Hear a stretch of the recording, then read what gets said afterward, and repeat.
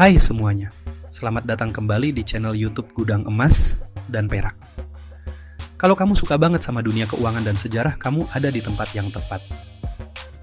Hari ini aku mau cerita tentang kisah dinar dan dirham, mata uang Islam yang udah ada lebih dari 1400 tahun yang lalu dan masih dipakai sampai sekarang. Tahu nggak sih kalau dinar dan dirham itu udah melewati berbagai zaman dan melihat kerajaan-kerajaan besar berdiri dan runtuh. Nah, siap-siap ya, kita bakal menyelami sejarahnya yang kaya ini. Asal-usul dinar dan dirham dimulai dari awal Kekaisaran Romawi dan dilanjutkan saat perkembangan Islam. Dinar, koin emas, dan dirham, koin perak, pertama kali diperkenalkan pada masa kekhalifahan Abdul Malik di abad ke-7. Koin ini jadi simbol ekonomi yang stabil dan punya peran penting di masa keemasan Islam. Bayangin, dulu koin ini dipakai buat jual beli dari Spanyol sampai Cina. Kenapa Islam pilih emas dan perak? Simpel aja. Emas dan perak itu nilainya asli dari sononya. Beda sama uang kertas yang bisa dicetak banyak banget. Emas dan perak jumlahnya terbatas. Jadi nilainya lebih stabil. Karena stabil inilah dinar dan dirham jadi alat tukar yang disukai selama berabad-abad. Sekarang kita bahas kelebihannya dibanding uang kertas. Dinar dan dirham itu jagonya mempertahankan nilai. Uang kertas bisa kena inflasi dan turun nilainya. Tapi koin emas dan perak, nilainya tetap terjaga.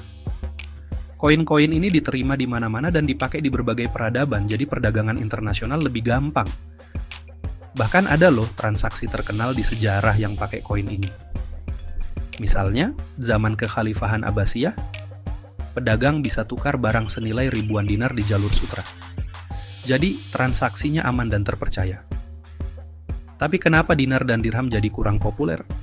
Karena munculnya bank modern dan uang kertas, koin ini jadi kurang praktis buat dipakai sehari-hari. Tapi sekarang dinar dan dirham mulai dilirik lagi loh di dunia keuangan Islam. Banyak orang dan negara yang sadar kalau koin ini bisa lindungi nilai uang dari inflasi dan krisis ekonomi. Sekarang masih ada orang dan beberapa daerah yang pakai dinar dan dirham. Koin ini populer di beberapa komunitas Islam dan bahkan diproduksi sama perusahaan pembuat koin modern. Koin ini bukan cuma buat alat tukar, tapi juga buat investasi dan melindungi harta dari naik turunnya pasar. Nah, kalau zaman sekarang gimana? Bisa nggak sih dinar dan dirham dipakai buat alat tukar? Tentu saja bisa. Namun tidak untuk menggantikan rupiah ya. Ada platform online dan pasar lokal tempat kita bisa beli dan tukar koin ini. Lumayan kan buat pilihan investasi dan diversifikasi portofolio keuangan.